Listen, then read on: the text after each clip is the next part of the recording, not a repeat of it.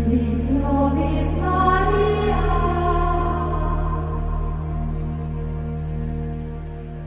nos in cielo।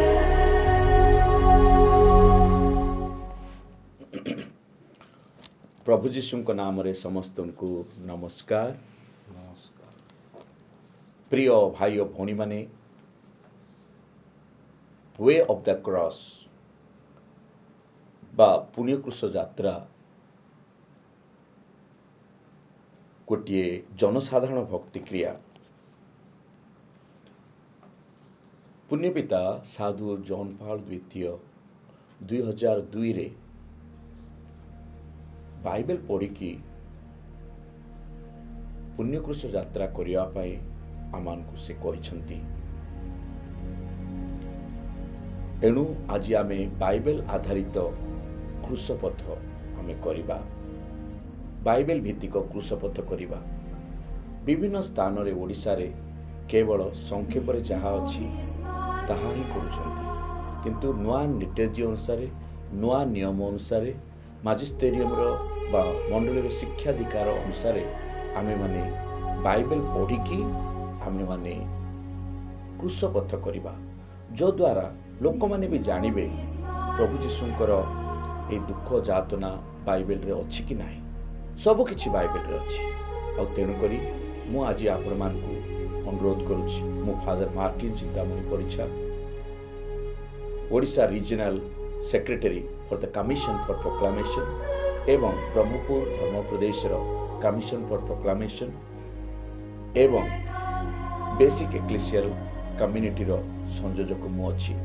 तेणुक यही way of the cross बा पुण्य क्रूस यात्रा आमर बाइबल भित्तिक क्रूसपथ हेउ प्रत्येक डायसेस, प्रत्येक पारिश एवं प्रत्येक ग्राम रे आपण माने क्रूसपथ कला बेले एही प्रकार भाव में जुगोपयोगी क्रूसपथ करंतु, बाइबल पढ़ी क्रूसपथ करंतु। आज आम सहित सुसमाचार शिक्षार केतेक सदस्य माने अछंती। सार पीटर अरुण जे कि आमर आलिगंडा पारिश टूरिंग कैटेकिस्ट एवं बेसिक एक्लेसियल कम्युनिटी जने सदस्य, ता सहित आमर सार जेरिमिया जुगल किशोर मोहना पारिश कैटेकिस्ट एवं क्रिस्टोफर मानस आमर स्टाफ ए माने अछंती। आज आमे समस्त मिलमिशि आमे क्रूसपथ करिबा, बाइबल भित्तिक क्रूसपथ करिबा। प्रभु जीशु ख्रीष्टंकर दुख जातना कष्ट को आमे स्मरण करी भक्ति रे क्रूसपथ करिबा। पुण्य क्रूस यात्रा प्रभु जीशु ख्रीष्टंकर क्रूस मृत्यु जातनार भाव ख्रीष्टियान मान हृदय रे मुद्रित करने लगी यह एक अति उत्तम पंथा। गिर्जारे पुण्य क्रूस यात्रा भक्ति क्रिया साधन कले पूर्ण दंडमोचन लाभ हुए। जो माने से भक्ति क्रिया गिर्जारे साधन करने को अक्षम से माने मध्य पूर्ण दंडमोचन लाभ करि पारिबे। जदि पुण्य क्रूस यात्रा उद्देश्य रे आशीर्युक्त क्रूस धरी 20 थर प्रभुंकर प्रार्थना, दूतंकर वंदना, धन्यत्रिकंक स्तुति कहिबे, पीड़ित व्यक्ति माने सुधा उपरोक्त क्रूस चुम्बन करी किंबा तत्प्रति दृष्टिपात पूर्वक अनुतप्त हृदय रे किछि प्रार्थना कले पूर्ण दंडमोचन लाभ करि पारिबे।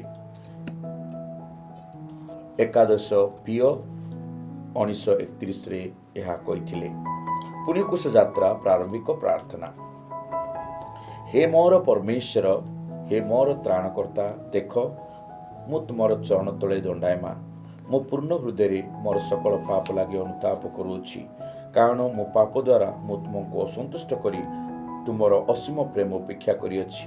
मु बरং मरिबी तथापि आउ केबे तुमको असंतुष्ट करिबी नाही। आमेन। मु वर्तमान पीटर अरुणाज्ञा को अनुरोध करुछि आम्भे माने विशेष करी गोटे गीत से गान करिवे, तापरे आम्भे माने स्थान आरंभ करिबु। भूली नहीं भूली बिनी केबे तांकरी प्रेम को পাপ ভার বহি গলে সে যে চালি কলবারি ক্রুশকু ভুলি নাহি ভুলিবিনি এপরি প্রেমকু ভুলি নাহি ভুলিবিনি কেবে তাଙ୍କରି ପ୍ରେମକୁ ପାପ ଭାର ବହି ଗଲେ ସେ ଯେ ଚାଲି କଲବାରି କ୍ରୁଶକୁ ଶତ୍ରୁ ଲାଗି କେହି କେବେ କି କାନ୍ଦିଛି ତା ପାଇଁ ବୁକୁର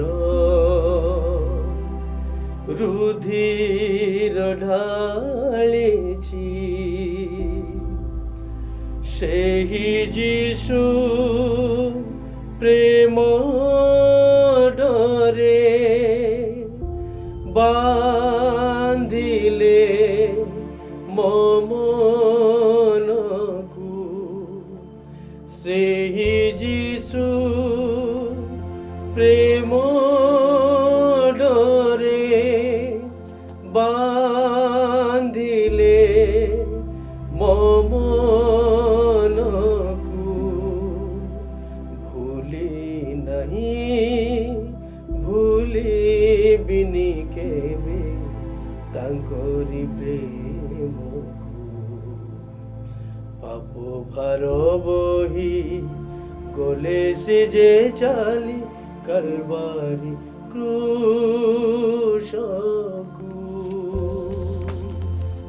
ମୁଁ ବର୍ତ୍ତମାନ ଅନୁରୋଧ କରୁଛି, ଆସନ୍ତୁ ଆମେ ସମସ୍ତେ ଦୋଷୀ ପିଲାତର ମୁଖରୁ ତୁମେ ଦୋଷୀ ବୋଲି ରାୟ ଦେଲୁ ଏହି ଗୀତ ଆମେ ସମସ୍ତେ ମିଶି ଗାନ କରିବା। ଦୋଷୀ ପିଲାତର ମୁଖରୁ ତୁମେ ଦୋଷୀ ବୋଲି ରାୟ ଦେଲୁ। ହେ ପ୍ରଭୁ ହୁଅ କୃପାଳୁ ଆମକୁ ରକ୍ଷା କର ଦିବ୍ୟ କ୍ରୋଧରୁ। ପ୍ରଥମ ସ୍ଥାନ ପ୍ରଭୁ ଯୀଶୁ ମରଣଦଣ୍ଡ ଆଜ୍ଞା ପାଉଛନ୍ତି। हे प्रभु यीशु ख्रीष्ट आम्भेମାନେ ତୁମକୁ ଆରାଧନା କରୁଅଛୁ, ଧନ୍ୟବାଦ ଅର୍ପଣ କରୁଅଛୁ, କାରଣ ତୁମେ ତୁମର ପୁଣ୍ୟ କୃଷ ଦ୍ୱାରା ଜଗତକୁ ଉଦ୍ଧାର କରିଅଛ। ଲୁକ୍ ଲିଖିତ ସୁସମାଚାର 23 ଅଧ୍ୟାୟ 25 ପଦ। ତେଣୁ ପିଲାତ ସେମାନଙ୍କର ଦାବି ପୂରଣ ନିମନ୍ତେ ରାୟ ଦେଲେ। ବିଦ୍ରୋହ ଓ ନରହତ୍ୟା ହେତୁ ବନ୍ଦୀଶାଳାରେ ଥିବା ବାରାବାସଙ୍କୁ ସେ ଲୋକଙ୍କର ଦାବି ଅନୁସାରେ ମୁକ୍ତ କଲେ ଏବଂ ସେମାନଙ୍କର ଅଭିଳାଷ ଅନୁଯାୟୀ ଯୀଶୁଙ୍କୁ କ୍ରୁଶବିଦ୍ଧ ହେବା ଲାଗି ସମର୍ପିତ କଲେ। ପ୍ରଭୁଙ୍କର ସୁସମାଚାର। ହେ ପ୍ରଭୁ ଯୀଶୁ ଖ୍ରୀଷ୍ଟ ତୁମର ପ୍ରଶଂସା ହେଉ। ଯୀଶୁ ନିର୍ଦ୍ଦୋଷ ଏହା ପିଲାତ ଜାଣିଥିଲେ, ତଥାପି ସେ ଯିହୁଦୀମାନଙ୍କୁ ସନ୍ତୁଷ୍ଟ କରିବା ଲାଗି ଅନ୍ୟାୟରେ ଯୀଶୁଙ୍କର ପ୍ରାଣଦଣ୍ଡ ଆଜ୍ଞା କଲେ ଏବଂ ତାହାଙ୍କୁ କ୍ରୁଶବିଦ୍ଧ କରିବା ଲାଗି ତାହାଙ୍କୁ ଶତ୍ରୁମାନଙ୍କ ହସ୍ତରେ ଅର୍ପଣ କଲେ। ପ୍ରାର୍ଥନା। ହେ ମୋର ପ୍ରିୟତମ ଯୀଶୁ, ପାପ ହେତୁ ମୁଁ ଅନନ୍ତ ମୃତ୍ୟୁର ଯୋଗ୍ୟ ହୋଇଅଛି। ତୁମେ ମୋତେ ସ୍ୱର୍ଗୀୟ ଜୀବନ ଦେବା ଲାଗି ଏହି ପ୍ରାଣଦଣ୍ଡ ଆଜ୍ଞା ବରଣ କଲ। ତୁମର ସେହି ପ୍ରେମ ଲାଗି ମୁଁ ତୁମକୁ ଧନ୍ୟବାଦ ଦେଉଛି। ପ୍ରତିଜ୍ଞା କରୁଛି ଯେ ମୁଁ ତୁମର ସେବାରେ ମୋର ସମଗ୍ର ଜୀବନ ଅତିବାହିତ କରିବି। ପ୍ରଭୁଙ୍କର ପ୍ରାର୍ଥନା। ହେ ଆମମାନଙ୍କର ସ୍ୱର୍ଗସ୍ଥ ପିତା, ତୁମର ନାମ ପୂଜିତ ହେଉ, ତୁମର ରାଜ୍ୟ ଆସୁ, ଯେପରି ସ୍ୱର୍ଗରେ ସେହିପରି ମର୍ତ୍ତ୍ୟରେ ତୁମର ଇଚ୍ଛା ପୂର୍ଣ୍ଣ ହେଉ। ଆଜି ଆମମାନଙ୍କୁ ଦୈନିକ ଆହାର ଦିଅ। ଆମେମାନେ ଯେପରି ନିଜର ଅପରାଧୀ କ୍ଷମା କରୁ, ତୁମେ ସେପରି ଆମର ଅପରାଧ କ୍ଷମା କ୍ଷମା କର, କର, ପ୍ରଲୋଭନରେ ପଡ଼ିବାକୁ ଆମମାନଙ୍କୁ ଛାଡ଼ ନାହିଁ ଏବଂ ମନ୍ଦରୁ ଆମମାନଙ୍କୁ ରକ୍ଷା କର। ଦୂତଙ୍କର ବନ୍ଦନା। ନମସ୍ତେ ମାରିଆ, ଅନୁଗ୍ରହରେ ପୂର୍ଣ୍ଣା, ପ୍ରଭୁ ତୁମରି ସଙ୍ଗରେ, ନାରୀମାନଙ୍କ ମଧ୍ୟରେ ତୁମେ ଧନ୍ୟା ଏବଂ ଧନ୍ୟ ତୁମରି ଗର୍ଭଫଳ ଯୀଶୁ। ଅଇ ପରମେଶ୍ୱରଙ୍କ ମାତା ପୁଣ୍ୟମୟୀ ମାରିଆ, ଆମେ ପାପୀ ଆମମାନଙ୍କ ନିମନ୍ତେ ବର୍ତ୍ତମାନ ଏବଂ ଆମମାନଙ୍କ ମରଣ ସମୟରେ ନିବେଦନ କର। ଆମେନ୍। ଧରିତ୍ରୀଙ୍କ ସ୍ତୁତି ପିତା ଓ ପୁତ୍ର ଏବଂ ପବିତ୍ର ଆତ୍ମା ଗୌରବାନ୍ୱିତ ହୁଅନ୍ତୁ, ଯେପରି ଆଦିରେ ବର୍ତ୍ତମାନ ସର୍ବଦା ଯୁଗ ଯୁଗାନ୍ତରେ। ଆମେନ୍। ପ୍ରଭୁ ଆମମାନଙ୍କୁ କୃପା କର। ପ୍ରଭୁ ଆମମାନଙ୍କୁ କୃପା କର। ମୃତ ବିଶ୍ୱାସୀଙ୍କର ଆତ୍ମା ପରମେଶ୍ୱର କୃପାରୁ ଶାନ୍ତିରେ ବିଶ୍ରାମ କରନ୍ତୁ। ଆମେନ୍। କାନ୍ଧରେ ଭାରି କ୍ରୁଶ କାଠ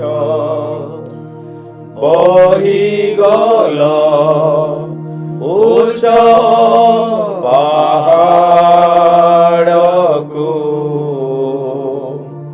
ଆହା କି କୃପାଳୁ ଅଟ ଆମର ସମସ୍ତ ପାପ ହରିବାକୁ। ଦ୍ୱିତୀୟ ସ୍ଥାନ, ପ୍ରଭୁ ଯୀଶୁ କ୍ରୁଶ ବହନ କରୁଛନ୍ତି। ହେ ପ୍ରଭୁ ଯୀଶୁ ଖ୍ରୀଷ୍ଟ, ଆମମାନେ ତୁମକୁ ଆରାଧନା କରୁଅଛୁ, ଧନ୍ୟବାଦ ଅର୍ପଣ କରୁଅଛୁ, କାରଣ ତୁମେ ତୁମର ପୁଣ୍ୟ କ୍ରୁଶ ଦ୍ୱାରା ଜଗତକୁ ଉଦ୍ଧାର କରିଅଛ। ଜହନ ଲିଖିତ ସୁସମାଚାର 19 ଅଧ୍ୟାୟ 17 ପଦ। ଏହାପରେ ସେମାନେ ଯୀଶୁଙ୍କୁ ନେଇଗଲେ।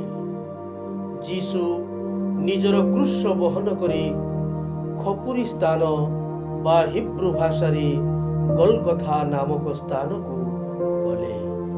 ପ୍ରଭୁଙ୍କର ସୁସମାଚାର। ହେ ପ୍ରଭୁ ଯୀଶୁ ଖ୍ରୀଷ୍ଟ, ତୁମର ପ୍ରଶଂସା ହେଉ। ସିପାହୀମାନେ ଯୀଶୁଙ୍କ କାନ୍ଧରେ ଗୋଟାଏ ଭାରି କ୍ରୁଶ ଲଦିଦେଲେ। ଯୀଶୁ ହାତ ବଢ଼ାଇ ସେହି କ୍ରୁଶ ଗ୍ରହଣ କଲେ। ପୂର୍ବ ରାତ୍ରିର ନିଷ୍ଠୁର କଷା ପ୍ରହାର ଓ ଅନ୍ୟାନ୍ୟ ଅତ୍ୟାଚାର ଫଳରେ ଯୀଶୁ ଅତି ଦୁର୍ବଳକାୟ। ତଥାପି ସେ ସେହି ଭାରି କ୍ରୁଶ ବହନ କରି ଆମମାନଙ୍କର ପାପର ପ୍ରାୟଶ୍ଚିତ୍ତ କରିବା ଲାଗି କ୍ରୁଶ ଯାତ୍ରା ଆରମ୍ଭ କଲେ। ପ୍ରାର୍ଥନା। ହେ ମୋର ପ୍ରିୟ ଯୀଶୁ, ଅନୁଗ୍ରହ କର ଯେପରି ମୁଁ ମୋର ପାପ ଭାରରେ ତୁମର ସେହି କ୍ରୁଶକୁ ଅଧିକ ଭାରି ନ କରେ। ତୁମର ଅନୁକରଣ କରି ମୋର ଜୀବନର କ୍ରୁଶ ବହନ କରିବାକୁ ମୋତେ ସାହାଯ୍ୟ କର। ତାହା ହେଲେ ମୁଁ ତୁମର ପ୍ରକୃତ ଶିଷ୍ୟ ରୂପେ ଗଣ୍ୟ ହେବି। ପ୍ରଭୁଙ୍କର ପ୍ରାର୍ଥନା। ଏମାନଙ୍କ ସ୍ୱର୍ଗସ୍ଥ ପିତା, ତୁମର ନାମ ପୂଜିତ ହେଉ, ତୁମ ରାଜ୍ୟ ଆସୁ, ଯେପରି ସ୍ୱର୍ଗରେ ସେହିପରି ମର୍ତ୍ତ୍ୟରେ ତୁମର ଇଚ୍ଛା ପୂର୍ଣ୍ଣ ହେଉ। ଆଜି ଆମମାନଙ୍କୁ ଦୈନିକ ଆହାର ଦିଅ। ଆମେମାନେ ଯେପରି ନିଜର ଅପରାଧୀଙ୍କୁ କ୍ଷମା କରୁ, ତୁମେ ସେହିପରି ଆମର ଅପରାଧ କ୍ଷମା କର। ପ୍ରଲୋଭନରେ ପଡ଼ିବାକୁ ଆମମାନଙ୍କୁ ଛାଡ଼ୁ ନାହିଁ ଏବଂ ମନ୍ଦରୁ ଆମମାନଙ୍କୁ ରକ୍ଷା କର। ଦୂତଙ୍କର ବନ୍ଦନା। ନମସ୍ତେ ମାରିଆ, ଅନୁଗ୍ରହରେ ପୂର୍ଣ୍ଣା, ପ୍ରଭୁ ତୁମରି ସଙ୍ଗରେ, ନାରୀମାନଙ୍କ ମଧ୍ୟରେ ତୁମେ ଧନ୍ୟା ଏବଂ ଧନ୍ୟ ତୁମରି ଗର୍ଭଫଳ ଯୀଶୁ। ଅଇ ପରମେଶ୍ୱରଙ୍କ ମାତା ପୁଣ୍ୟମୟୀ ମାରିଆ, ଆମେମାନେ ପାପୀ ଆମମାନଙ୍କ ନିମନ୍ତେ ବର୍ତ୍ତମାନ ଏବଂ ଆମମାନଙ୍କ ମରଣ ସମୟରେ ନିବେଦନ କର। ଆମେନ୍। ଧରିତ୍ରୀଙ୍କ ସ୍ତୁତି। ପିତା ଓ ପୁତ୍ର ଏବଂ ପବିତ୍ର ଆତ୍ମା ଗୌରବାନ୍ୱିତ ହୁଅନ୍ତୁ, ଯେପରି ଆଦିରେ ବର୍ତ୍ତମାନ ସର୍ବଦା ଯୁଗ ଯୁଗାନ୍ତରେ। ଆମେନ୍। ପ୍ରଭୁ ଆମମାନଙ୍କୁ କୃପା କର। ପ୍ରଭୁ ଆମମାନଙ୍କୁ କୃପା କର। ମୃତ ବିଶ୍ୱାସୀଙ୍କର ଆତ୍ମା ପରମେଶ୍ୱର କୃପାରୁ ଶାନ୍ତିରେ ବିଶ୍ରାମ କରନ୍ତୁ। ଆମେନ୍। ପାପୀ ଦେଖ କ୍ରୁଶର ତଳେ ଯୋବାବେଶ ଓ ବୁଡ଼ି ପଡ଼ିଲେ। ଈଶ୍ୱର ପଡ଼ିବେ କଣ?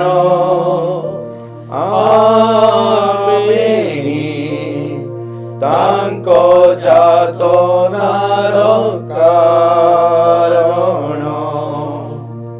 ତୃତୀୟ ସ୍ଥାନ, ପ୍ରଭୁ ଯୀଶୁ ପ୍ରଥମ ଥର କ୍ରୁଶ ତଳେ ପଡୁଛନ୍ତି। ହେ ପ୍ରଭୁ ଯୀଶୁ ଖ୍ରୀଷ୍ଟ, ଆମମାନେ ତୁମକୁ ଆରାଧନା କରୁଅଛୁ, ଧନ୍ୟବାଦ ଅର୍ପଣ କରୁଅଛୁ, କାରଣ ତୁମେ ତୁମର ପୁଣ୍ୟ କ୍ରୁଶ ଦ୍ୱାରା ଜଗତକୁ ଉଦ୍ଧାର କରିଅଛ। ଯିଶାୟ 53 ଅଧ୍ୟାୟ 5 ପଦ।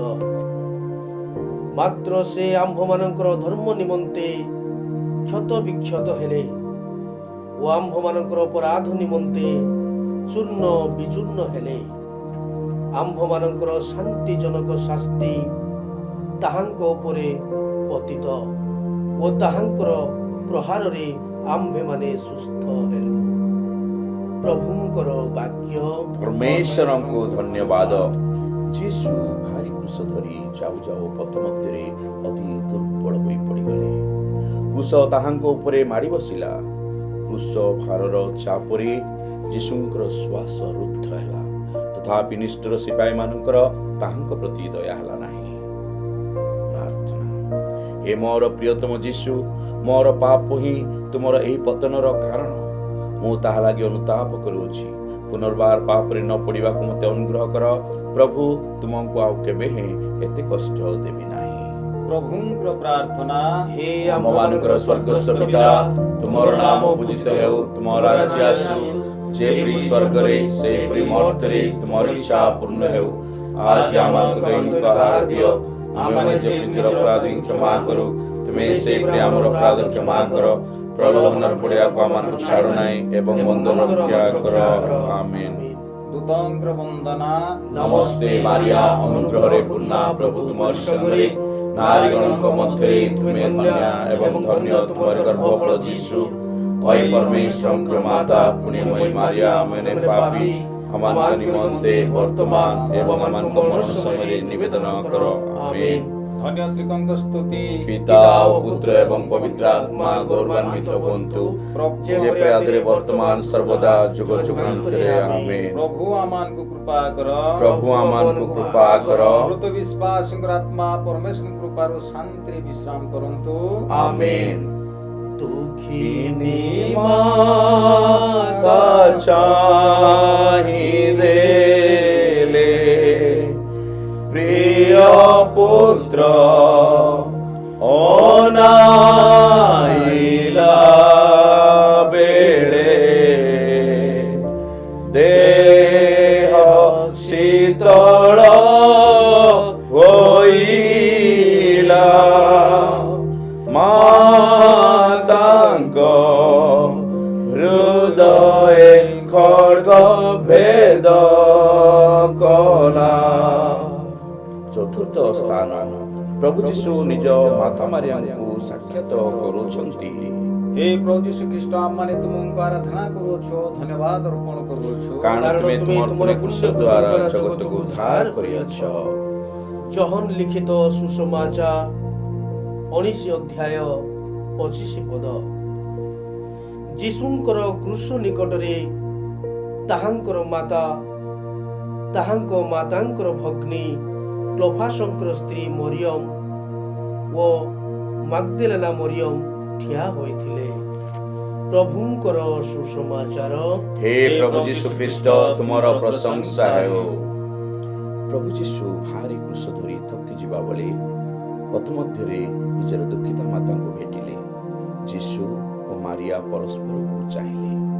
ମା ପୁଅର ଏ ପ୍ରକାର ଯନ୍ତ୍ରଣା ଦେଖି ଦୁଃଖରେ ଅଧୀର ହୋଇ ପଡ଼ିଲେ। ତାଙ୍କର ହୃଦୟରେ ଯେପରି ଛୁରୀଟିଏ ଗଳିଗଲା। ପ୍ରାର୍ଥନା।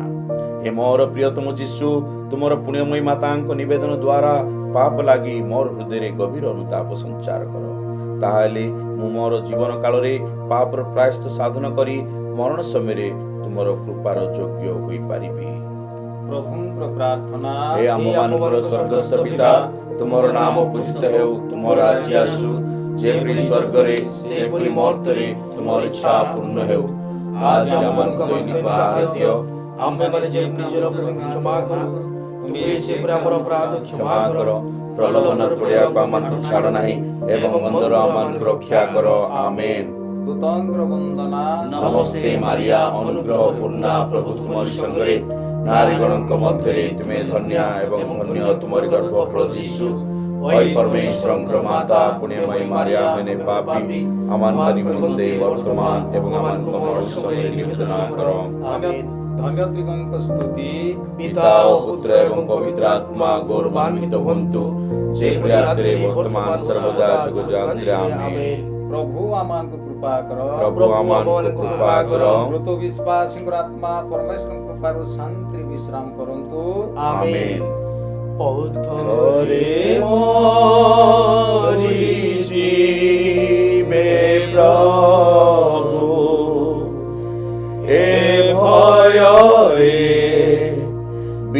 ବିଦେଶୀ ଜନରେ ଦେଲେ କୃଷ ବହିବାକୁ ତାଙ୍କର ନିମିତ୍ତେ କୃଷ ବହନରେ। ପଞ୍ଚମ ସ୍ଥାନ ସିରଣୀୟ ସିମୋନ କୃଷ ବହନରେ ଯୀଶୁଙ୍କୁ ସାହାଯ୍ୟ କରୁଛନ୍ତି। हे प्रभु यीशु ख्रीष्ट आम्भेମାନେ ତୁମକୁ ଆରାଧନା କରୁଅଛୁ, ଧନ୍ୟବାଦ ଅର୍ପଣ କରୁଅଛୁ। କାରଣ ତୁମେ ତୁମର କୃଷ ଦ୍ୱାରା ଜଗତକୁ ଉଦ୍ଧାର କରିଅଛ। ଲୁକ୍ ଲିଖିତ ସୁସମାଚାର 23 ଅଧ୍ୟାୟ 26 ପଦ। ସେମାନେ ତାହାଙ୍କୁ ନେଇ ଯାଉଥିବା ସମୟରେ ଗ୍ରାମାଞ୍ଚଳରୁ ଆସୁଥିବା ଶିରଣୀୟ ସିମୋନଙ୍କୁ ଧରି ତା କାନ୍ଧରେ କୃଷ ଲଦି ଦେଲେ ଓ ତାହା ବହନ କରି ଯୀଶୁଙ୍କ ପଛେ ପଛେ ଯିବାକୁ ବାଧ୍ୟ କଲେ। ପ୍ରଭୁଙ୍କର ସୁସମାଚାର। ହେ ପ୍ରଭୁ ଯୀଶୁ ଖ୍ରୀଷ୍ଟ ତୁମର ପ୍ରଶଂସା ହେଉ। ଯେଉଁମାନେ ଦେଖିଲେ ଯୀଶୁ ଅତି ଦୁର୍ବଳ ହୋଇଗଲେଣି, ସେମାନଙ୍କର ଭୟ ହେଲା ଦୈବ ଯୀଶୁ ପଥ ମଧ୍ୟରେ ପଡ଼ି ପ୍ରାଣ ତ୍ୟାଗ କରିବେ। ତେବେ ଯୀଶୁଙ୍କୁ ନିର୍ଦ୍ଦୟ ଭାବରେ କୃଷରେ ମାରିବା ଆଶା ବିଫଳ ହେବ ବୋଲି ଆଶଙ୍କା କରି ସିପାହୀମାନେ ସିରଣୀୟ ସିମୋନ ନାମକ ଜଣେ ବିଦେଶୀ ଲୋକଙ୍କୁ କୃଷ ବହିବାକୁ ବଳାତ୍କାର କଲେ। ପ୍ରାର୍ଥନା। ହେ ମୋର ପ୍ରିୟତମ ଯୀଶୁ, ତୁମର ଏହି କୃଷ ମୋର ପାପର ଭାର, ମୁଁ ହିଁ ତାହା ବହିବାର ଯୋଗ୍ୟ। ତୁମେ ନିର୍ଦ୍ଦୋଷ, ମୋର ନିମନ୍ତେ ଏତେ କଷ୍ଟ କାହିଁକି ସହ୍ୟ କରୁଅଛ? ପ୍ରଭୁ, କାଲବାରୀ ପଥରେ ଅନ୍ତତଃ ତୁମର ଅନୁଗମନ କରିବାକୁ ମୋତେ ଅନୁଗ୍ରହ କର, ଯେପରି ମୁଁ ତୁମର ପ୍ରେମ ଲାଗି ମୋର ଜୀବନର ସକଳ ଦୁଃଖ କଷ୍ଟ ସାଦରେ ବହନ କରିପାରେ। ପ୍ରଭୁଙ୍କର ପ୍ରାର୍ଥନା। ଆମମାନଙ୍କ ସ୍ୱର୍ଗସ୍ଥ ପିତା, ତୁମର ନାମ ପୂଜିତ ହେଉ, ତୁମର ରାଜ୍ୟ ଆସୁ, ଯେପରି ସ୍ୱର୍ଗରେ ସେପରି ମର୍ତ୍ତ୍ୟରେ ତୁମର ଇଚ୍ଛା ପୂର୍ଣ୍ଣ ହେଉ। ଆଜି ଆମମାନଙ୍କୁ ଦୈନିକ ଆହାର ଦିଅ, ଆମେମାନେ ଯେପରି ନିଜର ଅପରାଧ କ୍ଷମା କରୁ, ତୁମେ ସେପରି ଆମର ଅପରାଧ କ୍ଷମା କର। ପ୍ରଲୋଭନରେ ପଡ଼ିବାକୁ ଆମମାନଙ୍କୁ ଛାଡ଼ ନାହିଁ ଏବଂ ମନ୍ଦରୁ ରକ୍ଷା କର। ଆମେନ୍। ଦୂତଙ୍କର ବନ୍ଦନା। ନମସ୍ତେ ମାରିଆ, ଅନୁଗ୍ରହରେ ପୂର୍ଣ୍ଣ, ପ୍ରଭୁ ତୁମରି ସଙ୍ଗରେ, ନାରୀଗଣଙ୍କ ମଧ୍ୟରେ ତୁମେ ଧନ୍ୟା ଏବଂ ଧନ୍ୟ ତୁମରି ଗର୍ଭଫଳ ଯୀଶୁ। ଅଇ ପରମେଶ୍ୱରଙ୍କର ମାତା ପୁଣ୍ୟମୟୀ ମାରିଆ, ଆମେମାନେ ପାପୀ, ଆମମାନଙ୍କ ନିମନ୍ତେ ବର୍ତ୍ତମାନ ଏମାନଙ୍କ ମରଣ ସମୟରେ ନିବେଦନ କର। ଆମେନ୍। ଧନ୍ୟ ତ୍ରିକଙ୍କ ସ୍ତୁତି। ପିତା ଓ ପୁତ୍ର ଏବଂ ପବିତ୍ର ଆତ୍ମା ଗୌରବାନ୍ୱିତ ହୁଅନ୍ତୁ, ଯେପରି ଆଦିରେ ବର୍ତ୍ତମାନ ସର୍ବଦା ଯୁଗ ଯୁଗାନ୍ତରେ। ଆମେନ୍। ପ୍ରଭୁ ଆମମାନଙ୍କୁ କୃପା କର। ପ୍ରଭୁ ଆମମାନଙ୍କୁ କୃପା କର। ମୃତ ବିଶ୍ୱାସୀଙ୍କର ଆତ୍ମା ପରମେଶ୍ୱରଙ୍କ କୃପାରୁ ଶାନ୍ତିରେ ବିଶ୍ରାମ କରନ୍ତୁ। ଆମେନ୍। ରକ୍ତମୟ ମୁଖ ତୁମର ରୁମାଲରେ ମୁଦ୍ରଣ କରିଲ, ଆମକୁ ପ୍ରଦାନ କର। ହେ ପ୍ରଭୁ, ତୁମର ଯନ୍ତ୍ରଣାର ଫଳ। ଷଷ୍ଠ ସ୍ଥାନ ବେରୋନିକା ଯୀଶୁଙ୍କର ମୁଖମଣ୍ଡଳ ପୋଛି ଦେଉଛନ୍ତି। ହେ ପ୍ରଭୁ ଯୀଶୁ ଖ୍ରୀଷ୍ଟ, ଆମ୍ଭେମାନେ ତୁମକୁ ଆରାଧନା କରୁଅଛୁ, ଧନ୍ୟବାଦ ଅର୍ପଣ କରୁଅଛୁ। କାରଣ ତୁମେ ତୁମର ପୁଣ୍ୟ କୃଷ ଦ୍ୱାରା ଜଗତକୁ ଉଦ୍ଧାର କରିଅଛ। ସାମ ସଙ୍ଗୀତ 27 ଅଧ୍ୟାୟ 8 ଏବଂ 9 ପଦ। ମୋ ଅନ୍ତଃକରଣର ତୁମକୁ କହିଲା, ସଦା ପ୍ରଭୁ, ମୁଁ ତୁମର ମୁଖ ଅନ୍ୱେଷଣ କରିବି। ମୋ ଠାରୁ ଆପଣା ମୁଖ ଲୁଚାଉ ନାହିଁ, କ୍ରୋଧରେ ଆପଣା ଦାସକୁ ଦୂର କର ନାହିଁ। ହେ ମୋ ପରିତ୍ରାଣ ପରମେଶ୍ୱର, ମୋତେ ଦୂର କର ନାହିଁ, କିଓ ବା ପରିତ୍ୟାଗ କର ନାହିଁ। ପ୍ରଭୁଙ୍କର ବାକ୍ୟ। ପରମେଶ୍ୱରଙ୍କୁ ଧନ୍ୟବାଦ। ପ୍ରଭୁ ଯୀଶୁଙ୍କର ମୁଖମଣ୍ଡଳ ଝାଳ ଓ ରକ୍ତରେ ବୁଡ଼ି ବିବର୍ଣ୍ଣ ଦେଖାଯାଉଥିଲା। ତାହା ଦେଖି ବେରୋନିକା ନାମକ ଜଣେ ଧାର୍ମିକା ନାରୀ ଯୀଶୁଙ୍କୁ ନିଜର ରୁମାଲ ଦେଲେ। ଯୀଶୁ ରୁମାଲଟିରେ ମୁଖ ପରିଷ୍କାର କରି ନିଜର ମୁଖମଣ୍ଡଳର ଛବି ତହିଁରେ ଛାପି ଦେଇ ବେରୋନିକାକୁ ରୁମାଲଟି ଫେରାଇ ଦେଲେ। ପ୍ରାର୍ଥନା। ହେ ମୋର ପ୍ରିୟତମ ଯୀଶୁ, ମୋର ଆତ୍ମାର ସକଳ ପାପର କାଳିମା ପୋଛି ଦିଅ। ମୋ ହୃଦୟରେ ତୁମର ଦାରୁଣ ଯନ୍ତ୍ରଣାର ଛବି ଆଙ୍କି ଦିଅ। ତାହେଲେ ମୁଁ ସର୍ବଦା ପାପ ତ୍ୟାଗ କରି ତୁମର କୃଷ ଯାତନାର ଫଳ ଲାଭ କରିପାରେ। ପ୍ରଭୁଙ୍କର ପ୍ରାର୍ଥନା। हे आम्भମାନଙ୍କର ସ୍ୱର୍ଗସ୍ଥ ପିତା, ତୁମର ନାମ ପୂଜିତ ହେଉ, ତୁମର ରାଜ୍ୟ ଆସୁ, ଯେପରି ସ୍ୱର୍ଗରେ ସେପରି ମର୍ତ୍ତ୍ୟରେ ତୁମର ଇଚ୍ଛା ପୂର୍ଣ୍ଣ ହେଉ। ଆଜି ଆମମାନଙ୍କୁ ଦୈନିକ ଆହାର ଦିଅ, ଆମେମାନେ ଯେପରି ନିଜର ଅପରାଧୀ କ୍ଷମା କରୁ, ତୁମେ ସେହିପରି ଆମର ଅପରାଧ କ୍ଷମା କର। ପ୍ରଲୋଭନର ପଡ଼ିବାକୁ ଆମମାନଙ୍କୁ ଛାଡ଼ ନାହିଁ, ଏବଂ ମନ୍ଦରୁ ଆମମାନଙ୍କୁ ରକ୍ଷା କର। ଆମେନ୍। ଦୂତଙ୍କର ବନ୍ଦନା। ନମସ୍ତେ ମାରିଆ, ଅନୁଗ୍ରହରେ ପୂର୍ଣ୍ଣ, ପ୍ରଭୁ ତୁମରି ସଙ୍ଗରେ, ନାରୀମାନଙ୍କ ମଧ୍ୟରେ ତୁମେ ଧନ୍ୟ, ଏବଂ ଧନ୍ୟ ତୁମର ଗର୍ଭଫଳ ଯୀଶୁ। ଓ ପରମେଶ୍ୱରଙ୍କ ମାତା ପୁଣ୍ୟମୟୀ ମାରିଆ, ଆମେମାନେ ପାପୀ, ଆମମାନଙ୍କ ନିମନ୍ତେ ବର୍ତ୍ତମାନ ଏବଂ ଆମମାନଙ୍କ ମରଣ ସମୟରେ ନିବେଦନ କର। ଆମେନ୍। ଧନ୍ୟ ତ୍ରିକଙ୍କ ସ୍ତୁତି। ପିତା ଓ ପୁତ୍ର ଏବଂ ପବିତ୍ର ଆତ୍ମା ଗୌରବାନ୍ୱିତ ହୁଅନ୍ତୁ, ଯେପରି ଆଦିରେ ବର୍ତ୍ତମାନ ସର୍ବଦା ଯୁଗଯାନ୍ତରେ। ଆମେନ୍। ପ୍ରଭୁ ଆମମାନଙ୍କୁ କୃପା କର। ପ୍ରଭୁ ଆମମାନଙ୍କୁ କୃପା କର। ମୃତ ବିଶ୍ୱାସୀଙ୍କର ଆତ୍ମା ପରମେଶ୍ୱରଙ୍କ କୃପାରୁ ଶାନ୍ତିରେ ବିଶ୍ରାମ କରନ୍ତୁ। ଆମେନ୍। ନିଷ୍ଠୁର ଆତତାୟୀଗଣ ନିର୍ଦ୍ଦୋଷଙ୍କୁ କିମ୍ପା ପ୍ରହାରୁଛ, ଆମର ପ୍ରାର୍ଥନା ଶୁଣ। ଆମର ଦୋଷୀ କାନ୍ଧରେ ରଖ କ୍ରୁଶ। ସପ୍ତମ ସ୍ଥାନ, ପ୍ରଭୁ ଯୀଶୁ ଦ୍ୱିତୀୟ ଥର କ୍ରୁଶ ତଳେ ପଡ଼ୁଅଛନ୍ତି। ହେ ପ୍ରଭୁ ଯୀଶୁ ଖ୍ରୀଷ୍ଟ, ଆମ୍ଭେମାନେ ତୁମଙ୍କୁ ଆରାଧନା କରୁଅଛୁ, ଧନ୍ୟବାଦ ଅର୍ପଣ କରୁଅଛୁ, କାରଣ ତୁମେ ତୁମର ପୁଣ୍ୟ କ୍ରୁଶ ଦ୍ୱାରା ଜଗତକୁ ଉଦ୍ଧାର କରିଅଛ। ସାମ ସଙ୍ଗୀତ 118, 13 ଏବଂ 18 ପଦ ପର୍ଯ୍ୟନ୍ତ। ମୁଁ ଯେପରି ନିପତିତ ହେବି, ଏଥିପାଇଁ ତୁମେ ମୋତେ ଭାରି ଧକ୍କା ଦେଲ। ମାତ୍ର ସଦାପ୍ରଭୁ ମୋହର ସାହାଯ୍ୟ କଲେ। ସଦାପ୍ରଭୁ ମୋତେ ଭାରି ଶାସ୍ତି ଦେଇଅଛନ୍ତି, ମାତ୍ର ସେ ମୃତ୍ୟୁ ହସ୍ତରେ ମୋତେ ସମର୍ପିତ ଦେଇନାହାନ୍ତି। ପ୍ରଭୁଙ୍କର ବାକ୍ୟ। ପରମେଶ୍ୱରଙ୍କୁ ଧନ୍ୟବାଦ। ସିପାହୀମାନେ ଯୀଶୁଙ୍କୁ କୋରଡ଼ାରେ ମାରି ମାରି ଶୀଘ୍ର ତାହାଙ୍କୁ କାଲବାରୀରେ ପହଞ୍ଚାଇବାକୁ ଲାଗିଲେ।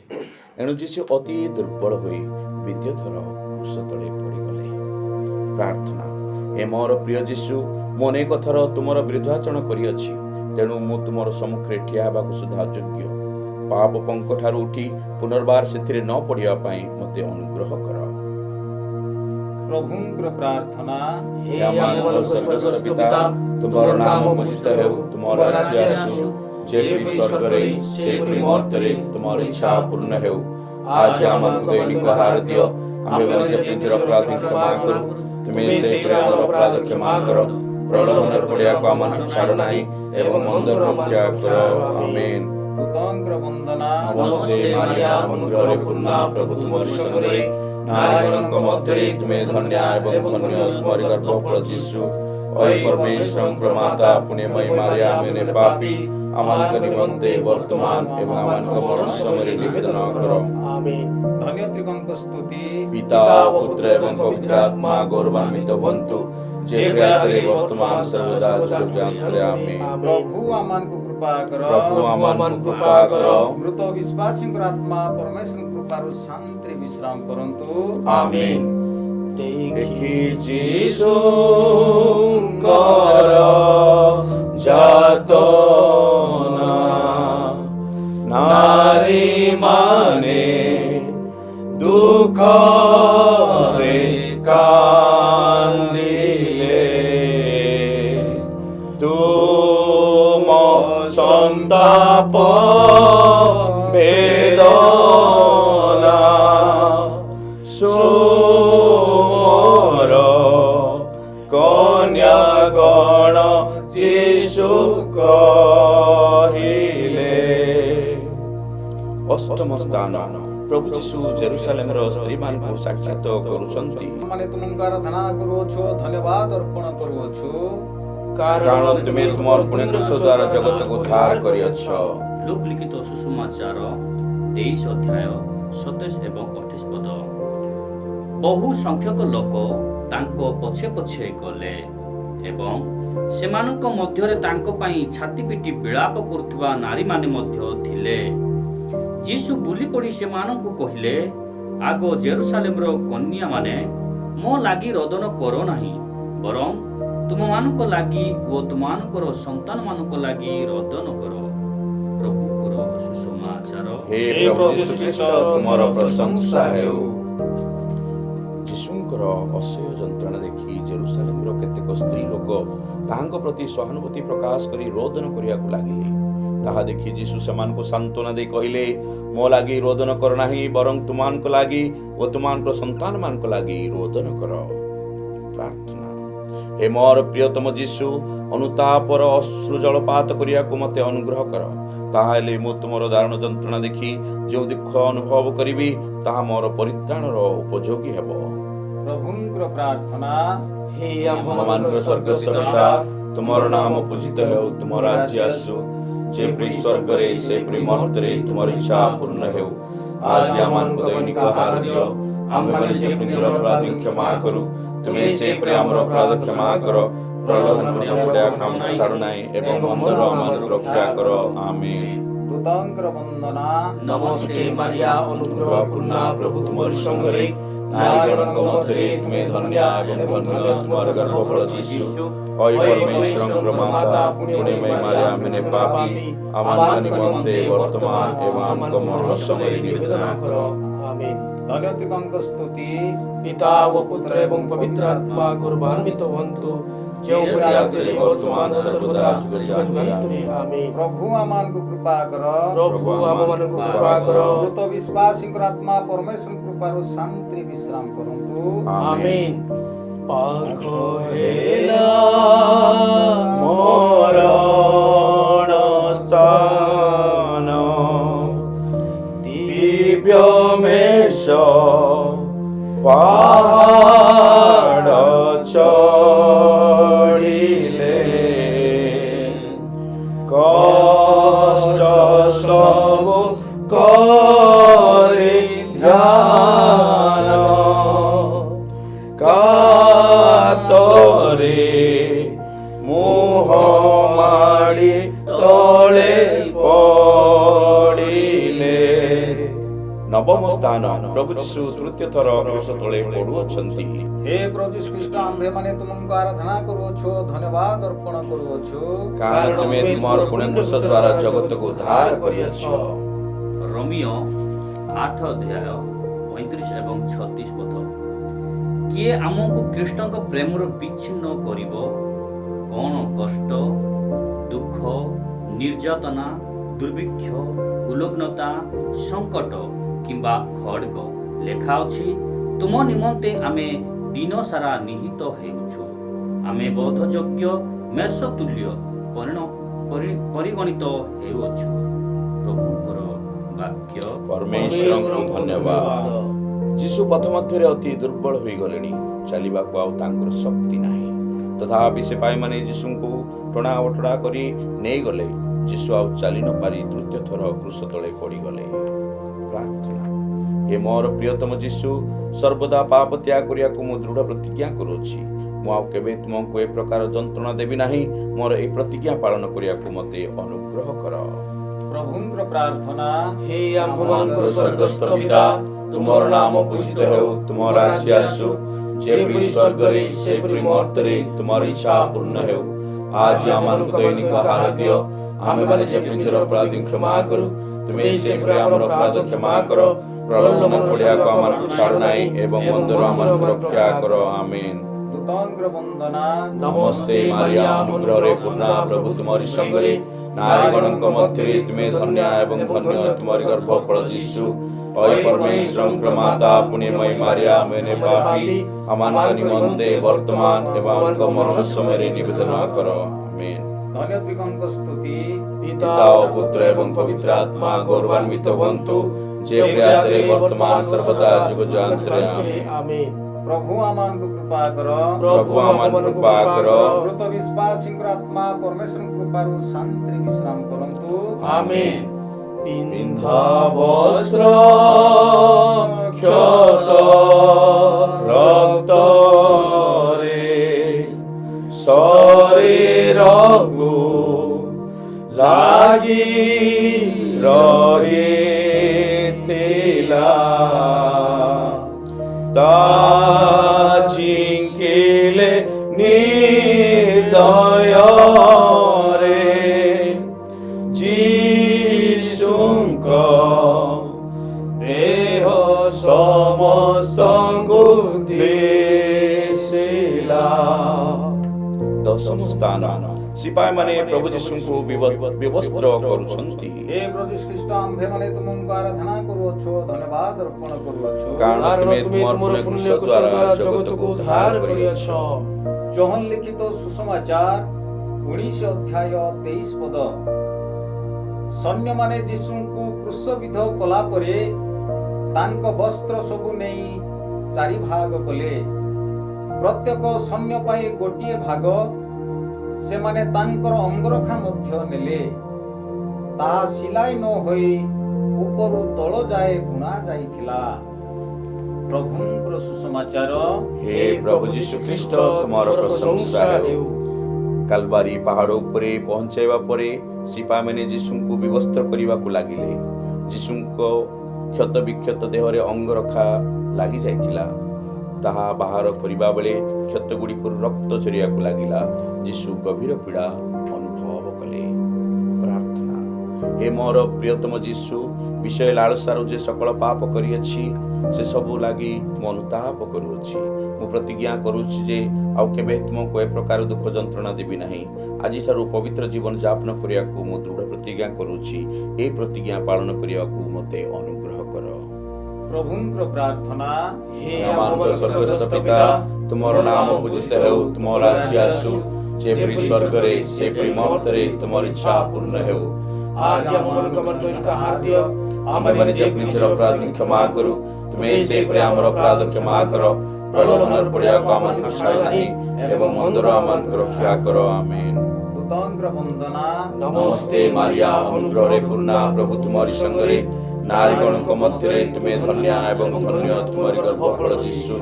ହେ ପରମେଶ୍ୱରଙ୍କ ମାତା, ପୁଣ୍ୟମୟୀ ମାରିଆ, ଆମେମାନେ ପାପୀ, ଆମମାନଙ୍କ ନିମନ୍ତେ ବର୍ତ୍ତମାନ ଏବଂ ଆମମାନଙ୍କ ମରଣ ସମୟରେ ନିବେଦନ କର। ଆମେନ୍। ଧନ୍ୟ ତ୍ରିକଙ୍କ ସ୍ତୁତି। ପିତା, ପୁତ୍ର ଏବଂ ପବିତ୍ର ଆତ୍ମା ଗୌରବାନ୍ୱିତ ହୁଅନ୍ତୁ, ଯେପରି ଆଦିରେ ବର୍ତ୍ତମାନ ସଦା ଯୁଗ ଯୁଗାନ୍ତରେ। ଆମେନ୍। ପ୍ରଭୁ ଆମମାନଙ୍କୁ କୃପା କର। ପ୍ରଭୁ ଆମମାନଙ୍କୁ କୃପା କର। ମୃତ ବିଶ୍ୱାସୀଙ୍କର ଆତ୍ମା ପରମେଶ୍ୱରଙ୍କ କୃପାରୁ ଶାନ୍ତିରେ ବିଶ୍ରାମ କରନ୍ତୁ। ଆମେନ୍। ତୁମକୁ ଆସିବା କଥା ଈଶ୍ୱରଙ୍କୁ ତଳେ ଶୁଆଇଲେ। ଚାରି ଲମ୍ବା ଲୁହା କଣ୍ଟା ହସ୍ତରେ ପାଦରେ ଭିଡ଼ି ମାରି ଦେଲେ। ଏକାଦଶ ସ୍ଥାନ ପ୍ରଭୁ ଯୀଶୁ କ୍ରୁଶବିଦ୍ଧ ହେଉଛନ୍ତି। ହେ ପ୍ରଭୁ ଯୀଶୁ ଖ୍ରୀଷ୍ଟ ଆମ୍ଭେମାନେ ତୁମକୁ ଆରାଧନା କରୁଅଛୁ, ଧନ୍ୟବାଦ ଅର୍ପଣ କରୁଅଛୁ। କାରଣ ତୁମେ ତୁମର ପୁଣ୍ୟ କୃଷ ଦ୍ୱାରା ଜଗତକୁ ଉଦ୍ଧାର କରିଅଛ। ମାର୍କ ଲିଖିତ ସୁସମାଚାର 15 ଅଧ୍ୟାୟ 25 ପଦ। ଦିନ 9 ଘଣ୍ଟା ସମୟରେ ସେମାନେ ତାହାଙ୍କୁ କ୍ରୁଶରେ ଚଢ଼ାଇଲେ। ପ୍ରଭୁଙ୍କର ସୁସମାଚାର।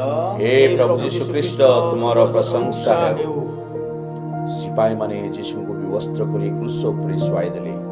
ଯୀଶୁ ଆମମାନଙ୍କର ପାପର ପ୍ରାୟଶ୍ଚିତ୍ତ ଉଦ୍ଦେଶ୍ୟରେ କ୍ରୁଶବିଦ୍ଧ ହେବା ଲାଗି ନିଜର ହସ୍ତପଦ ବିସ୍ତାର କରିଦେଲେ। ସିପାହୀମାନେ ଯୀଶୁଙ୍କ ହସ୍ତ ଓ ପାଦରେ ନିଷ୍ଠୁର ଭାବରେ ଲୁହା କଣ୍ଟା ମାରିଦେଲେ। ପ୍ରାର୍ଥନା। ହେ ମୋର ପ୍ରିୟତମ ଯୀଶୁ, ତୁମେ ମୋର ନିମନ୍ତେ ଏହି ସକଳ ଯନ୍ତ୍ରଣା ସହ୍ୟ କରିଅଛ। ମୁଁ କ'ଣ ତୁମ ଲାଗି କିଛି କଷ୍ଟ ସହିବି ନାହିଁ? ମୋର ପଥଗୁଡ଼ା ମନକୁ ତୁମର ପୁଣ୍ୟ କୃଷରେ ବାନ୍ଧି ରଖ। ପ୍ରଭୁ, ମୁଁ ତୁମକୁ ଆଉ କେବେ ଦୁଃଖ ଦେବି ନାହିଁ। ତୁମ ଲାଗି ମୁଁ ସକଳ କଷ୍ଟ ସହିବାକୁ ପ୍ରସ୍ତୁତ। ପ୍ରଭୁଙ୍କର ପ୍ରାର୍ଥନା। ହେ ଆମମାନଙ୍କ ସ୍ୱର୍ଗସ୍ଥ ପିତା, ତୁମର ନାମ ପୂଜିତ ହେଉ, ତୁମର ରାଜ୍ୟ ଆସୁ, ଯେପରି ସ୍ୱର୍ଗରେ ସେପରି ମର୍ତ୍ତ୍ୟରେ ତୁମର ଇଚ୍ଛା ପୂର୍ଣ୍ଣ ହେଉ। ଆଜି ଆମମାନଙ୍କ ଦୈନିକ ଆହାର ଦିଅ। ଆମ୍ଭେମାନେ ଯେପରି ନିଜର ଅପରାଧ କ୍ଷମା କରୁ, ତୁମେ ସେପରି ଆମର ଅପରାଧ କ୍ଷମା କର। ପ୍ରଲୋଭନ ପଡ଼ିବାକୁ ଆମକୁ ଛାଡ଼ ନାହିଁ ଏବଂ ମନ୍ଦରୁ ଆମକୁ ରକ୍ଷା କର। ଆମେନ୍। ଦୂତଙ୍କର ବନ୍ଦନା। ନମସ୍ତେ ମାରିଆ, ଅନୁଗ୍ରହ ପୂର୍ଣ୍ଣା, ପ୍ରଭୁ ତୁମରି ସଙ୍ଗରେ, ନାରୀମାନଙ୍କ ମଧ୍ୟରେ ତୁମେ ଧନ୍ୟା ଏବଂ ଧନ୍ୟ ତୁମର ଗର୍ଭଫଳ ଯୀଶୁ। ହେ ପରମେଶ୍ୱରଙ୍କର ମାତା ପୁଣ୍ୟମୟୀ ମାରିଆ, ଆମେ ପାପୀ ଆମମାନଙ୍କ ନିମନ୍ତେ ବର୍ତ୍ତମାନ ଆମମାନଙ୍କ ମରଣ ସମୟରେ ନିବେଦନ କର। ଆମେନ୍। ଧନ୍ୟ ତ୍ରିକଙ୍କ ସ୍ତୁତି। ପିତା ଓ ପୁତ୍ର ଏବଂ ପବିତ୍ର ଆତ୍ମା ଗୌରବାନ୍ୱିତ ହୁଅନ୍ତୁ, ଯେପରି ଆଦିରେ ବର୍ତ୍ତମାନ ଓ ସର୍ବଦା ଯୁଗାନ୍ତରେ। ଆମେନ୍। ପ୍ରଭୁ ଆମମାନଙ୍କୁ କୃପା କର।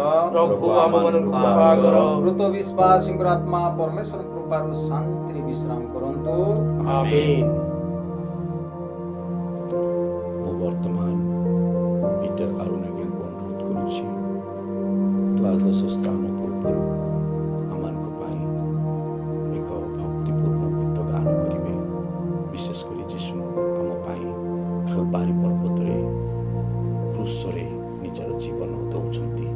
ଆମେ ପାପୀ ମନୁଷ୍ୟ, ଆମର ପାପ ପାଇଁ ଯୀଶୁ କାଲବାରି ପର୍ବତରେ ରକ୍ତ ଢାଳିଲେ। ଆମେ ପାପୀ, ପ୍ରଭୁ ଆମକୁ କ୍ଷମା କର। କାଲବରି କ୍ରୁଶ କାଠି କି ঝুলে কহরে সমীর কে কান্দে আকুলে কে কান্দে আকুলে কালবরি কালবরি চুলে মধুর যিশু পাপ পূজা কি যাতনে প্রাণ ত্যাগ কল একমাত্র আম আশা তুমরি পাই হেউ জীবন শেষ। ଦ୍ୱାଦଶ ସ୍ଥାନ ପ୍ରଭୁ ଯୀଶୁ କ୍ରୁଶ ଉପରେ ପ୍ରାଣ ତ୍ୟାଗ କରୁଅଛନ୍ତି। ହେ ପ୍ରଭୁ ଯୀଶୁ ଖ୍ରୀଷ୍ଟ, ଆମ୍ଭେମାନେ ତୁମଙ୍କୁ ଆରାଧନା କରୁଅଛୁ, ଧନ୍ୟବାଦ ଅର୍ପଣ କରୁଅଛୁ, କାରଣ ତୁମେ ତୁମର ପୁଣ୍ୟକୃଷି ଦ୍ୱାରା ଜଗତକୁ ଉଦ୍ଧାର କରିଅଛ। ମାଥ୍ୟୁ ଲିଖିତ ସୁସମାଚାର 27 ଅଧ୍ୟାୟ 50 ପଦ। ଯୀଶୁ ପୁନର୍ବାର ଉଚ୍ଚ ସ୍ୱରରେ ଚିତ୍କାର କରି ପ୍ରାଣ ତ୍ୟାଗ କଲେ। ପ୍ରଭୁଙ୍କର ସୁସମାଚାର। ହେ ପ୍ରଭୁ ଯୀଶୁ ଖ୍ରୀଷ୍ଟ, ତୁମର ପ୍ରଶଂସା ହେଉ। ସମସ୍ତେ କିଛି ସମୟ ନୀରବ ରହିବା।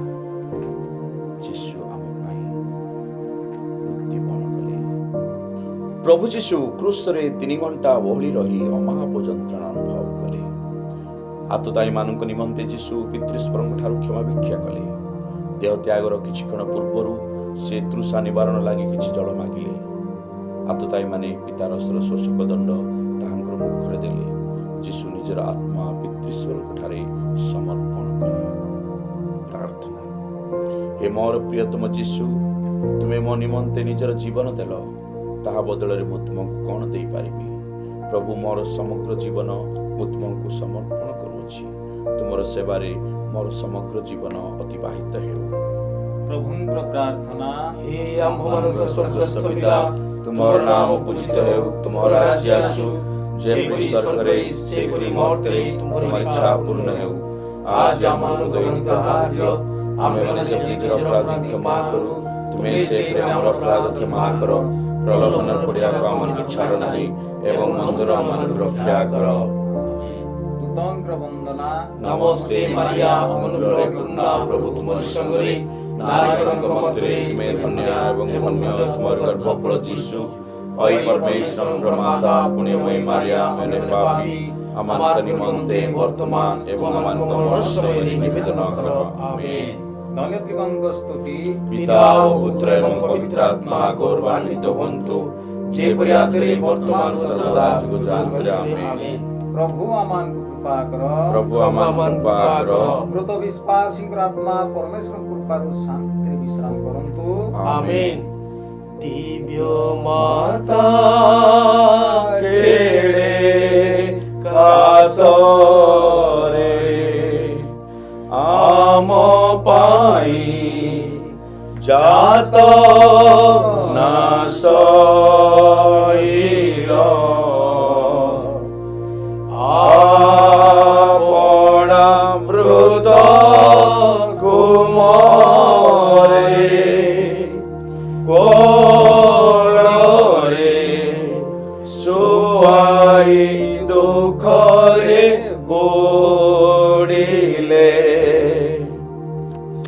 ତ୍ରୟୋଦଶ ସ୍ଥାନ ପ୍ରିୟଜନ ପ୍ରଭୁ ଯୀଶୁଙ୍କର ଅମୃତ ଶରୀରକୁ କ୍ରୁଶରୁ ଓହ୍ଲାଇ ଆଣୁଛନ୍ତି। ହେ ପ୍ରଭୁ ଯୀଶୁ ଖ୍ରୀଷ୍ଟ ଆମ୍ଭେମାନେ ତୁମକୁ ଆରାଧନା କରୁଅଛୁ, ଧନ୍ୟବାଦ ଅର୍ପଣ କରୁଅଛୁ। କାରଣ ତୁମେ ତୁମର ପୁଣ୍ୟ କ୍ରୁଶ ଦ୍ୱାରା ଜଗତକୁ ଉଦ୍ଧାର କରିଅଛ। ଲୋକ ଲିଖିତ ସୁସମାଚାର 23 ଅଧ୍ୟାୟ 51ରୁ 53 ପଦ ପର୍ଯ୍ୟନ୍ତ। ଯୋସେଫ ଜିହୁଦାର ଆରିମାଥ୍ୟା ନଗରବାସୀ ଥିଲେ ଏବଂ ସେ ଈଶ୍ୱରଙ୍କର ରାଜ୍ୟର ପ୍ରତୀକ୍ଷାରେ ରହିଥିଲେ। ସେ ପିଲାତଙ୍କ ନିକଟକୁ ଯାଇ ଯୀଶୁଙ୍କ ଶରୀର ମାଗିଲେ। ତାପରେ ଶରୀରକୁ କ୍ରୁଶ ଉପରୁ ଓହ୍ଲାଇ ଆଣି ସୂକ୍ଷ୍ମ ବସ୍ତ୍ରରେ ଗୁଡ଼େଇ ତାଙ୍କୁ ପଥରରେ ଖୋଦିତ ନୂତନ ସମାଧିରେ ରଖିଦେଲେ, ଯେଉଁଥିରେ କାହାକୁ କେବେ ସମାଧି ଦିଆଯାଇନଥିଲା। ପ୍ରଭୁଙ୍କର ସୁସମାଚାର।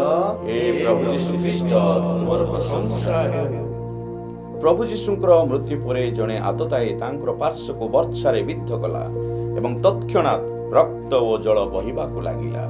ଯୋସେଫ ଓ ନିକୋଦମ ନାମକ ପ୍ରଭୁଙ୍କର ଶିଷ୍ୟ ଦ୍ୱୟ ମୃତ୍ୟୁ ଶରୀରକୁ କ୍ରୁଶରୁ ଓହ୍ଲାଇ ନେଇ ତାହାଙ୍କର ଶୋକାତୁର ମାତା ମାରିଆଙ୍କୁ କୋଳରେ ରଖିଲେ। ପ୍ରାର୍ଥନା। ଅଇ ପରମ ପୁଣ୍ୟମୟୀ କୁମାରୀ, ମୋର ନିମନ୍ତେ ଅନୁଗ୍ରହ ଭିକ୍ଷା କର, ଯେପରି ମୁଁ ଆଉ କେବେ ଯୀଶୁଙ୍କୁ ମୋର ପାପ ହେତୁ କ୍ରୁଶବିଦ୍ଧ କରିବି ନାହିଁ। ପ୍ରଭୁ ମୋର ହୃଦୟସିନ ଗ୍ରହଣ କରି ମୋତେ ଶାସନ କରନ୍ତୁ। ପ୍ରଭୁଙ୍କର ପ୍ରାର୍ଥନା। हे आम्भମାନଙ୍କ ସ୍ୱର୍ଗସ୍ଥ ପିତା, ତୁମର ନାମ ପୂଜିତ ହେଉ, ତୁମର ରାଜ୍ୟ ଆସୁ, ଯେପରି ସ୍ୱର୍ଗରେ ସେପରି ମର୍ତ୍ତ୍ୟରେ ତୁମର ଇଚ୍ଛା ପୂର୍ଣ୍ଣ ହେଉ। ଆଜି ଆମମାନଙ୍କୁ ଆମର ଦୈନିକ ଆହାର ଦିଅ। ଆମେମାନେ ଯେପରି ନିଜର ଅପରାଧ କ୍ଷମା କରୁ, ତୁମେ ସେପରି ଆମର ଅପରାଧ କ୍ଷମା କର। ପ୍ରଲୋଭନରେ ପଡ଼ିବାକୁ ଆମମାନଙ୍କୁ ଛାଡ଼ ନାହିଁ ଏବଂ ମନ୍ଦରୁ ଆମମାନଙ୍କୁ ରକ୍ଷା କର। ଆମେନ୍। ଦୂତଙ୍କର ବନ୍ଦନା। ନମସ୍ତେ ମାରିଆ, ଅନୁଗ୍ରହ ପୂର୍ଣ୍ଣ, ପ୍ରଭୁ ତୁମର ସଙ୍ଗରେ, ନାରୀମାନଙ୍କ ମଧ୍ୟରେ ତୁମେ ଧନ୍ୟ ଏବଂ ଧନ୍ୟ ତୁମର ଗର୍ଭଫଳ ଯୀଶୁ। ଅଇ ପରମେଶ୍ୱରଙ୍କର ମାତା, ପୁଣ୍ୟମୟୀ ମାରିଆ, ଆମେମାନେ ପାପୀ, ଆମର ନିମନ୍ତେ ବର୍ତ୍ତମାନ ଏବଂ ଆମର ମରଣ ସମୟରେ ନିବେଦନ କର। ଆମେନ୍। ଧନ୍ୟ ତ୍ରିକଙ୍କ ସ୍ତୁତି। ପିତା ପୁତ୍ର ଏବଂ ପବିତ୍ର ଆତ୍ମା ଗୌରବାନ୍ବିତ ହୁଅନ୍ତୁ, ଯେପରି ଆଦରେ ବର୍ତ୍ତମାନ ସର୍ବଦା ଯୁଗ ଯୁଗାନ୍ତରେ। ଆମେନ୍। ପ୍ରଭୁ ଆମମାନଙ୍କୁ କୃପା କର। ପ୍ରଭୁ ଆମମାନଙ୍କୁ କୃପା କର। ମୃତ ବିଶ୍ୱାସୀଙ୍କର ଆତ୍ମା ପରମେଶ୍ୱର କୃପାରୁ ଶାନ୍ତିରେ ବିଶ୍ରାମ କରନ୍ତୁ। ଆମେନ୍। ତିନୋଟି ଦିନର ହେ ପ୍ରଭୁ ସଶକ୍ତିରେ କବରୁ ଉଠିଲେ, ଆମେ ବି ଦିନେ ଉଠିବୁ। ଜଗତ ପ୍ରଳୟ କାଳ ଆସିଗଲେ। ଚତୁର୍ଦ୍ଦଶ ସ୍ଥାନ ପ୍ରଭୁ ଯୀଶୁଙ୍କର ଅମୃତ ଶରୀରକୁ କବର ଦିଆଯାଉଅଛି। ହେ ପ୍ରଭୁ ଯୀଶୁ ଖ୍ରୀଷ୍ଟ, ଆମ୍ଭେମାନେ ତୁମଙ୍କୁ ଆରାଧନା କରୁଅଛୁ, ଧନ୍ୟବାଦ ଅର୍ପଣ କରୁଅଛୁ। କାରଣ ତୁମେ ତୁମର ପୁଣ୍ୟ କ୍ରୁଶ ଦ୍ୱାରା ଜଗତକୁ ଉଦ୍ଧାର କରିଅଛ। ଜହନ ଲିଖିତ ସୁସମାଚାର 19 ଅଧ୍ୟାୟ 41 ଏବଂ 42 ପଦ।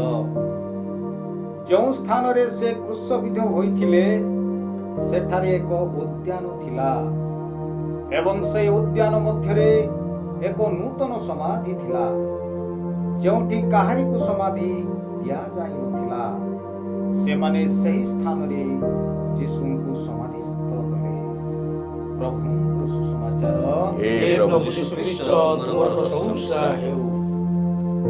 ଶିଷ୍ୟମାନେ ଯୀଶୁଙ୍କର ମୃତ ଶରୀରକୁ କବର ଦେବା ଲାଗି କୁମାରୀ ମାରିଆଙ୍କ ସହ ଗୋଟାଏ ଉଦ୍ୟାନକୁ ଗଲେ। ସେହି ଉଦ୍ୟାନରେ ଥିବା ଗୋଟିଏ ନୂଆ କବରରେ ଶୋକ ବିହଳା ମାତା ମାରିଆ ଯୀଶୁଙ୍କୁ କବର ଦେଲେ। କବରର ମୁଖ୍ୟ ଦ୍ୱାର ଗୋଟାଏ ବଡ଼ ପଥରରେ ବନ୍ଦ କରି ସମସ୍ତେ ଚାଲିଗଲେ। ପ୍ରାର୍ଥନା। ହେ ମୋର ପ୍ରିୟତମ ଯୀଶୁ, ତୁମେ ମୋତେ ପରିତ୍ରାଣ କରିବା ଲାଗି ଯେ ସକଳ ଯନ୍ତ୍ରଣା ଭୋଗ କଲ, ତାହା ଲାଗି ମୁଁ ତୁମକୁ ଧନ୍ୟବାଦ ଦେଉଛି। ଦିବ୍ୟ ପ୍ରସାଦ ଦ୍ୱାରା ତୁମର ବହୁମୂଲ୍ୟ ଶରୀର ଉପଯୁକ୍ତ ଭାବେ ଗ୍ରହଣ କରିବାକୁ ମୋତେ ଅନୁଗ୍ରହ କର। ମୋର ହୃଦୟରେ ତୁମେ ବାସ କର, ଏହା ମୋର ବିନୀତ ପ୍ରାର୍ଥନା। ପ୍ରଭୁଙ୍କର ପ୍ରାର୍ଥନା। ହେ ଆମମାନଙ୍କର ସ୍ୱର୍ଗସ୍ଥ ପିତା, ତୁମର ନାମ ପୂଜିତ ହେଉ, ତୁମର ରାଜ୍ୟ ଆସୁ, ଯେପରି ସ୍ୱର୍ଗରେ ସେପରି ମର୍ତ୍ତ୍ୟରେ ତୁମର ଇଚ୍ଛା ପୂର୍ଣ୍ଣ ହେଉ। ଆଜି ଆମମାନଙ୍କୁ ଦୈନିକ ଆହାର ଦିଅ। ଆମେମାନେ ଯେପରି ନିଜର ଅପରାଧୀ କ୍ଷମା କରୁ, ତୁମେ ସେହିପରି ଆମର ଅପରାଧ କ୍ଷମା କର। ପ୍ରଲୋଭନରେ ପଡ଼ିବାକୁ ଆମମାନଙ୍କୁ ଛାଡ଼ ନାହିଁ ଏବଂ ମନ୍ଦରୁ ଆମମାନଙ୍କୁ ରକ୍ଷା କର। ଆମେନ୍। ଦୂତଙ୍କର ବନ୍ଦନା। ନମସ୍ତେ ମାରିଆ, ଅନୁଗ୍ରହରେ ପୂର୍ଣ୍ଣା, ପ୍ରଭୁ ତୁମରି ସଙ୍ଗରେ, ନାରୀମାନଙ୍କ ମଧ୍ୟରେ ତୁମେ ଧନ୍ୟା ଏବଂ ଧନ୍ୟ ତୁମରି ଗର୍ଭଫଳ ଯୀଶୁ। ଅଇ ପରମେଶ୍ୱରଙ୍କର ମାତା, ପୁଣ୍ୟମୟୀ ମାରିଆ, ଆମେମାନେ ପାପୀ, ଆମମାନଙ୍କ ନିମନ୍ତେ ବର୍ତ୍ତମାନ ଏମାନଙ୍କ ମରଣ ସମୟରେ ନିବେଦନ କର। ଆମେନ୍। ଧନ୍ୟ ତ୍ରିକଙ୍କ ସ୍ତୁତି। ପିତା, ପୁତ୍ର ଏବଂ ପବିତ୍ର ଆତ୍ମା ଗୌରବାନ୍ୱିତ ହୁଅନ୍ତୁ, ଯେପରି ଆଗରେ ବର୍ତ୍ତମାନ ସର୍ବଦା ଯୁଗାନ୍ତରରେ। ଆମେନ୍। ପ୍ରଭୁ ଆମମାନଙ୍କୁ କୃପା କର। ପ୍ରଭୁ ଆମମାନଙ୍କୁ କୃପା କର। ମୃତ ବିଶ୍ୱାସୀଙ୍କର ଆତ୍ମା ପରମେଶ୍ୱର କୃପାରୁ ଶାନ୍ତିରେ ବିଶ୍ରାମ କରନ୍ତୁ। ଆମେନ୍।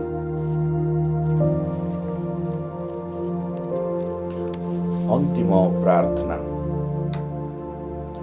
ବିଭୁ, ତୁମେ ତୁମର ଅଦ୍ୱିତୀୟ ପୁତ୍ର ଆମମାନଙ୍କର ପ୍ରଭୁ ଯୀଶୁ ଖ୍ରୀଷ୍ଟଙ୍କର ଅମୂଲ୍ୟ ରୁଧିରରେ କୃଷଧ୍ୱଜା ପବିତ୍ରୀକୃତ କରିଅଛ।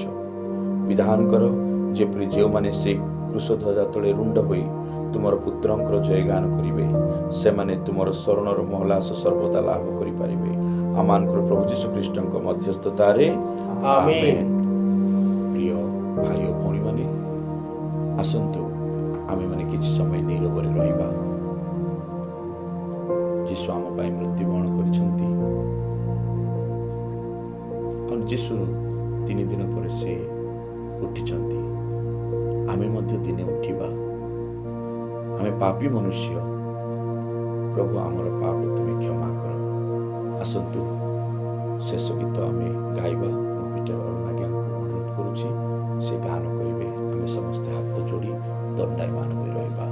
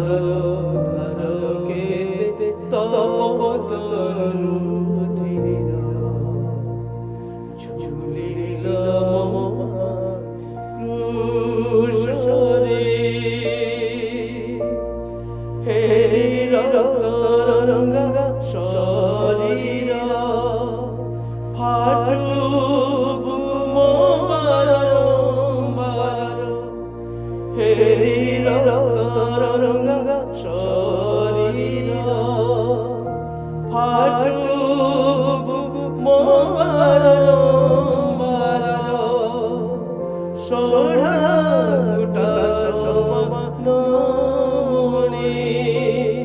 সোনাকুট সমান মনে যেতে পুণ্য লাভর কেতে তপত রুধির ঝুলিল ক্রুশরে। ଖ୍ରୀଷ୍ଟଙ୍କ ପ୍ରେମରେ ମୋ ପ୍ରିୟର ଭାଇ ଓ ଭଉଣୀମାନେ, ଏହି ପ୍ରକାର ଭାବରେ ଆପଣମାନେ ବାଇବେଲ ଭିତ୍ତିକ କୃଷପଥ କରନ୍ତୁ। ପୁରୁଣା ନିୟମରେ କରନ୍ତୁ ନାହିଁ। ନ୍ୟୁ ଲିଟେରଜି ଅନୁସାରେ ଏବଂ ମଣ୍ଡଳୀର ଶିକ୍ଷା ଅନୁସାରେ ଯୁଗୋପଯୋଗୀ ପ୍ରାର୍ଥନା କରନ୍ତୁ। ବାଇବେଲ ଭିତ୍ତିକ କୃଷପଥ କରନ୍ତୁ। ଆମର ବୁକଲେଟ୍ ଅଛି। ମୁଁ ଏହି ବୁକଲେଟ୍ ବାହାର କରିଛି। ଆମର 4ଟା ଭଲ୍ୟୁମ୍ ଅଛି। ସେଇ ଭଲ୍ୟୁମ୍ ବହିର ନାମ ହେଉଛି ଯୀଶୁ ହିଁ ପ୍ରଭୁ ଅଟନ୍ତି, ୟେଶୁ ହିଁ ପ୍ରଭୁ ହେ, ଜିସସ୍ ଇଜ୍ ଦ ଲର୍ଡ, ଡୋମିନୁସ୍ ୟେସୁସ୍। ଯୀଶୁ ହିଁ ପ୍ରଭୁ ଅଟନ୍ତି। ଏହି ବୁକଲେଟ୍କୁ କିଣନ୍ତୁ। 4ଟା ବୁକଲେଟ୍, ଗୋଟେ ଭଲ୍ୟୁମ୍। ଆଉ ଆପଣମାନେ ବାଇବେଲ ଭିତ୍ତିକ ମାଳ ପ୍ରାର୍ଥନା କରିଛନ୍ତି, ଏଠାରେ ଅଛି। ବାଇବେଲ ଭିତ୍ତିକ କୃଷପଥ ଆମେ ଯେଉଁଟା କଲୁ ଏଠାରେ ଅଛି। ଆଉ ଆପଣମାନେ ଏଇଟା କିଣନ୍ତୁ, ପଢ଼ନ୍ତୁ ଏବଂ ପ୍ରଭୁଙ୍କର ବାକ୍ୟ ଅନୁସାରେ ଆମ୍ଭେମାନେ ଏହି କୃଷପଥ ଆମେ କରୁଛୁ। ଯୀଶୁଙ୍କର ଦୁଃଖ, ଯାତନା ଏବଂ ମୃତ୍ୟୁ। ତେଣୁ ମୁଁ ଆପଣମାନଙ୍କୁ ଅନୁରୋଧ କରୁଛି, ମୁଁ ଫାଦର ମାର୍ଟିନ, ମୋର ଫୋନ୍ ନମ୍ବର ଏବଂ WhatsApp number 9437859614. Once again, my phone number and WhatsApp number 9437859614. More email number fathermartinNOV12@gmail.com. प्रभु आपण मानकु आशीर्वाद करंतु। प्रभु आपण मानक संगे रहंतु। ଏବଂ ଆପଣଙ୍କର ଆତ୍ମା सर्वशक्तिमान परमेश्वर पिता व पुत्र एवं पवित्र आत्मा आपण मानकु आशीर्वाद करंतु। आमीन।